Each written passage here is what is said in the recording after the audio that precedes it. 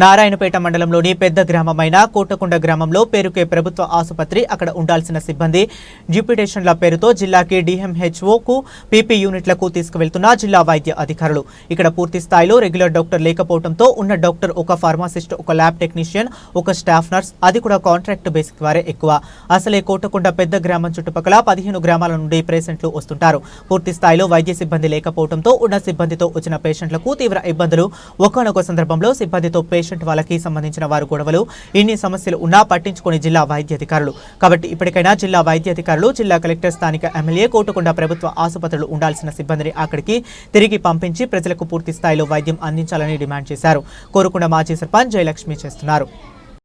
నా పేరు జయలక్ష్మి, కోటకొండ గ్రామం తాజా మాజీ సర్పంచ్ సిపిఎంఎల్ ఆఫ్లైన్ పార్టీ.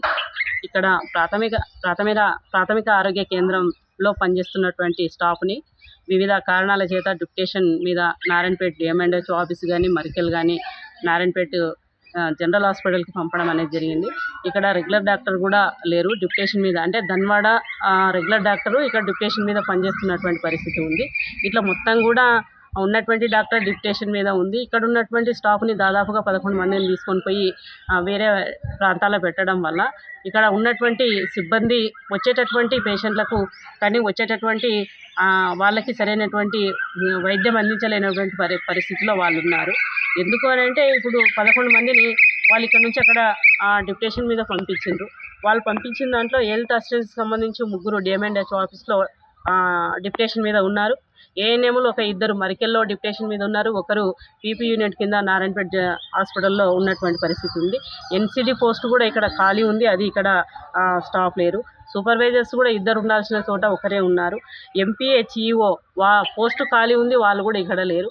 ఇంకొకటి స్టాఫ్ నర్సుకు సంబంధించి 3 ఉండాలి, వాళ్ళలో కూడా ఒకరున్నారు. 2 పోస్టులు కూడా ఖాళీ ఉన్నటువంటి పరిస్థితి ఉంది. ఇట్లా అనేక పోస్టులు ఖాళీ ఉండడం వల్ల ఉన్నటువంటి పోస్టుల్లో కొంతమందిని అంటే దాదాపు 11 మందిని ఇక్కడ నుంచి తీసుకొని పోయి డిప్యుటేషన్ మీద వేరే ప్రాంతాల్లో వేయడం వల్ల ఇక్కడ నారాయణపేట చుట్టుపక్కల దాదాపు 15 గ్రామాల నుంచి జనాలు ఇక్కడ అనునిత్యం వస్తున్నటువంటి పరిస్థితి. ఇక్కడ ఓపీని కనుక చూస్తే దాదాపు 90 నుంచి 160, 170 మంది ప్రతిరోజు చూయించుకుంటున్నటువంటి పరిస్థితి ఉంది. అంతమందికి చూడాలంటే సరిపడినటువంటి స్టాఫ్ కానీ రెగ్యులర్ డాక్టర్ కానీ ఉంటేనే సరైనటువంటి వైద్యం వాళ్ళ జనానికి కూడా అందించేటటువంటి పరిస్థితి ఉంటుంది. ఉన్నటువంటి స్టాఫ్ను వేరే ప్రాంతాలకు పంపించి రెగ్యులర్ డాక్టర్ లేకుండా ఉన్నటువంటి కొంతమంది అంతమందికి వైద్యం అందించాలంటే అది సాధ్యం కానేటువంటి పరిస్థితి ఉంటుంది.